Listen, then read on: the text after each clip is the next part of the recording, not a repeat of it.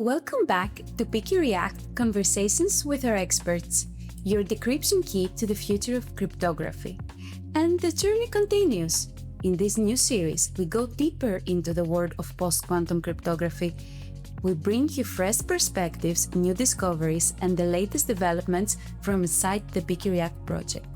This time around, our experts take you behind the scenes of real pilot deployments, share the results and lessons learned from our ongoing exploration activities, present the first outcomes and findings from our project research, and tackle the legal landscape surrounding the post-quantum transition. Because securing the future isn't just a technical challenge, but it's a regular too. The Picky React project, funded by the European Union's Horizon Programme, remains on its mission to design, develop, and validate a framework for a faster and smoother transition from classical to post-quantum cryptography, across a wide variety of contexts and usage domains. From cryptographic agility to PQC migration paths, and from validation tools to real quantum computer testing, the work is very much alive and evolving.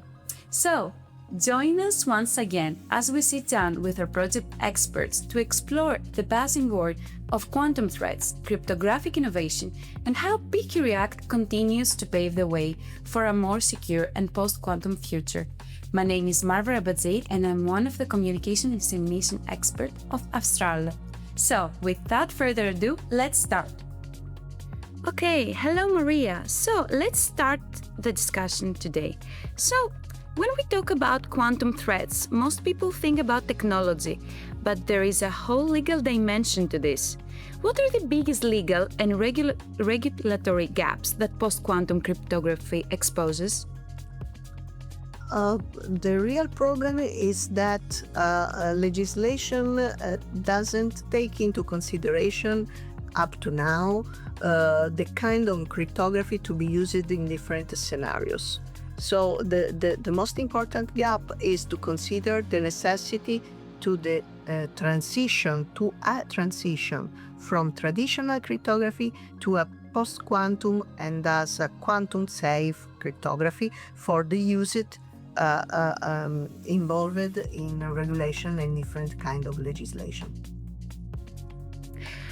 Okay, thank you very much. And now let's move to the whys. Why is it important to look at this problem, not just through a technical lens, but also through the lens of law, risk, and compliance? Here, the most important thing to say is that physicians, engineers, informatics, are already working to identify some new technologies and solutions able to resist to quantum attacks. Also for as far cryptography is concerned.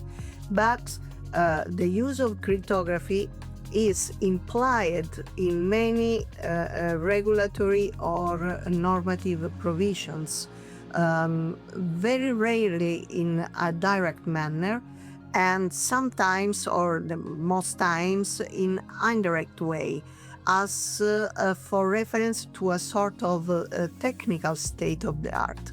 So it is important to understand also from a legal point of view in which cases the kind of cryptography is used in order to comply with some legislation, and it is important to understand how the choice of the kind of cryptography react on the effects and so of the evaluation of the choices done by the operators.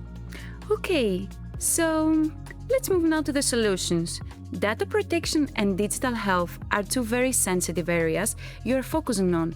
What makes them particularly complex in a post-quantum context?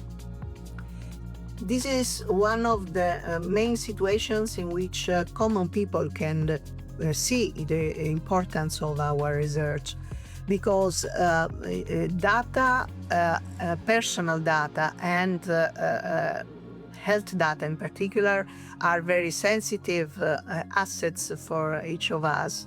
And in a digital environment, they are used for everything, from financial transactions to the provision of medical services and so on. Therefore, the way in which our digital information are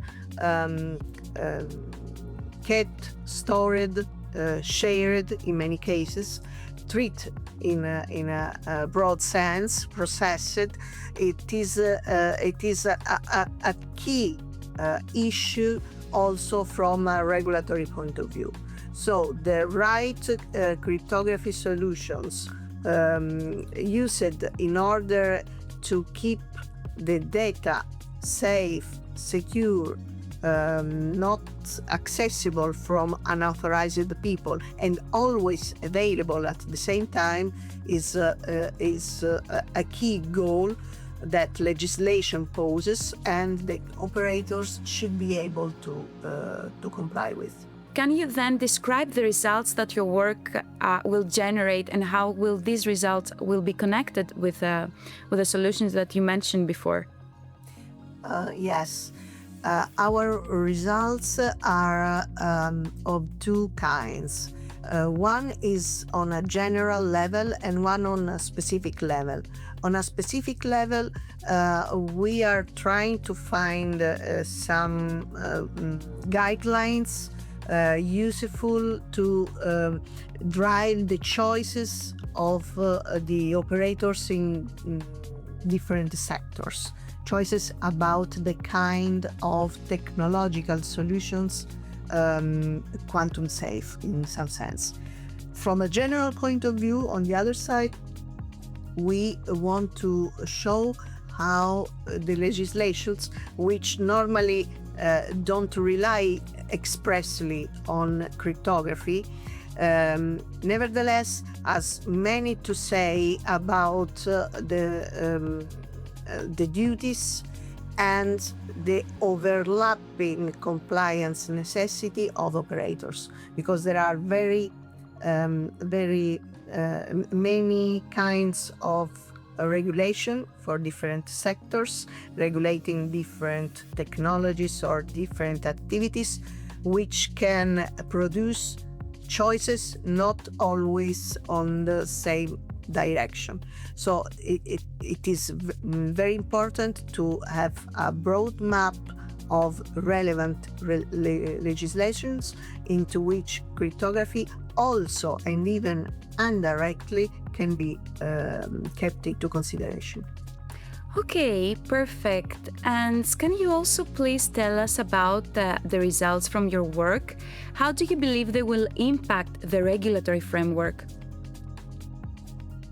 We believe and hope, of course, that at the institutional level it is possible to read and listen to our results in order to address some problems, also formally taking into consideration in new legislation to issue, or if not legislation, also guidelines by institutions or regulatory authorities, in order to keep in the right consideration the rights of people and the necessity of public powers, the collectivity, in order to guide the choices on different technical solutions. We don't have to evaluate which solution is better than another in absolute sense, but we have to be aware and be able to share awareness on that different technical solutions can be appropriate in different scenarios. So institutions should incorporate this kind of analysis and use them for next steps about post-quantum cryptography. Okay, very interesting. Thank you very much. And now let's look ahead. What has this work taught you that you didn't expect, and where do you see the legal and regulatory landscape heading? You can, of course, connect it maybe with our PQNext project, which will continue for 2 more years, and we are very happy also to be partners again in PQNext. So just give us your thoughts about the future. I was very, very happy to work in this research with in tight connection with not only legal experts but with technical experts. It was a very important experience in order to understand real problems, gaps, and threats for the interest and rights of people.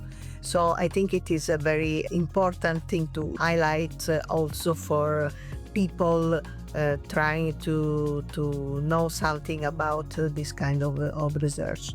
But another challenge that we are trying to face is about applications of post-quantum cryptography in a broader sense, and we have learned during PQReact only 3 years, we have learned that time is something very, very important in this topic, because changes are very fast and faster than our research, I should say. So the most important thing to have to face in the new project also is how to consider the time factor also in our legal reasoning. Okay, thank you very much, Maria. Thank you for this insightful conversation, and we really hope to have you in one of our future episodes with PQNext, of course, and to discuss more about the legal issues and the quantum era. Thank you very much. Have a nice day. Thank you.